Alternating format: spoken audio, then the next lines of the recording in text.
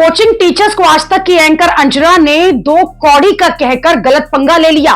खानसार के बाद अब मशहूर टीचर बबीता मैम ने भी मैदान में उतर आई हैं और बबीता मैम ने अंजना को कौड़ी दिखाते हुए कह दिया कि अंजना ओम कश्यप ने टीचर्स को कह दिया कि ये कौड़ी के हैं। अगर टीचर्स कौड़ी के हैं तो फिर अंजना जैसे पत्रकार फूटी कौड़ी के हैं। बबीता मैम ने अंजना की जमकर क्लास लगाई और अंजना को एक्सपोज करके रख दिया।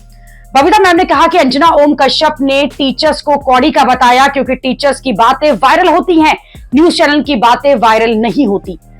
अंजना ने कह दिया कि टीचर्स वैसे ही आते जाते हैं और कुछ भी बोल देते हैं, लेकिन आपको बता देती हूं कि अगर कोई टीचर्स आकर सोशल मीडिया पर बहुत कुछ बोलता है तो कोई भी टीचर बिना जानकारी के कुछ भी ऐसे नहीं बोलता। अगर मैं कौड़ी और फूटी कौड़ी लेकर आई हूं तो मैंने देखा कि जब रैंकिंग आई तो मीडिया ने क्या किया। मीडिया तो कहीं नहीं आया सामने। बबीता मैम ने इसके बाद अंजना ओम कश्यप के कारनामे बताने शुरू कर दिए। बबीता मैम ने कहा कि अंजना ने बांग्लादेश के एक भैंसे की तुलना ट्रंप से कर दी।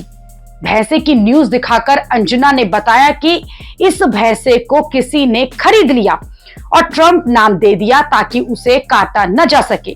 क्या लेवल है हमारी पत्रकारिता का।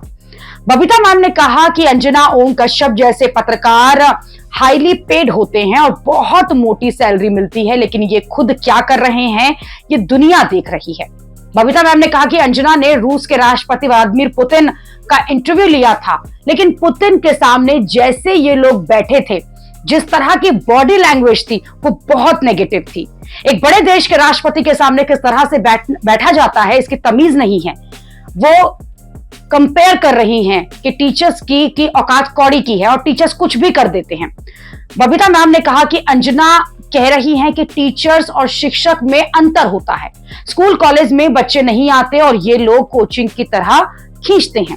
बबीता मैम ने कहा कि अगर ऐसा होता तो फिर स्कूल कॉलेज की पढ़ाई को सुधारो, स्कूल कॉलेज की कमियों को सुधारते नहीं, और अगर सरकार इन एंकर्स को सुनती है तो स्कूल कॉलेज की पढ़ाई को सुधारे। कितने स्कूल हैं जहां 10वीं के बाद साइंस की पढ़ाई नहीं होती।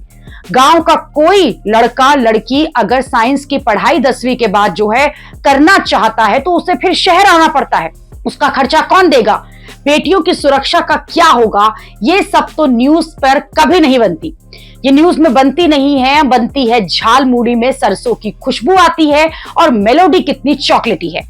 बबीता मैम ने कहा कि स्टूडेंट और टीचर्स की अपनी ताकत है जिससे कि अंजना जैसे लोग जो हैं वो घबराते हैं।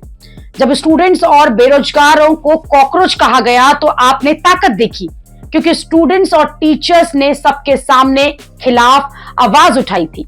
बबीता मैम ने कहा कि कोई टीचर ऐसे ही वायरल नहीं होता। अगर किसी टीचर ने दम है तो चलेगा और ऐसे ही कोई वायरल नहीं हो जाता। आज की पीढ़ी के टीचर्स की बात स्टूडेंट्स के दिल तक छूती है, इसलिए टीचर्स की बात को स्टूडेंट सुनते हैं।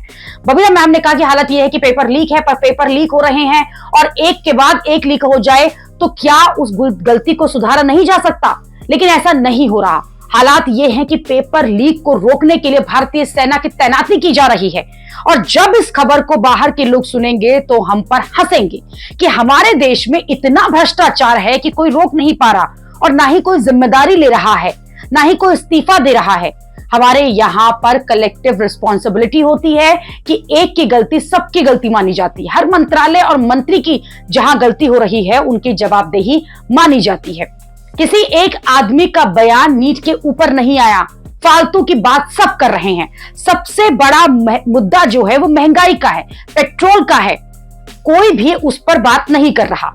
लोगों को जागरूक होना पड़ेगा और जहां तक जिस मुद्दे पर आवाज उठानी है वो आवाज उठानी पड़ेगी। पेपर अगर लीक होते हैं तो किसी MP, MLA, मंत्री, राज्यपाल को फर्क नहीं पड़ता, इससे स्टूडेंट्स और टीचर्स को फर्क पड़ेगा।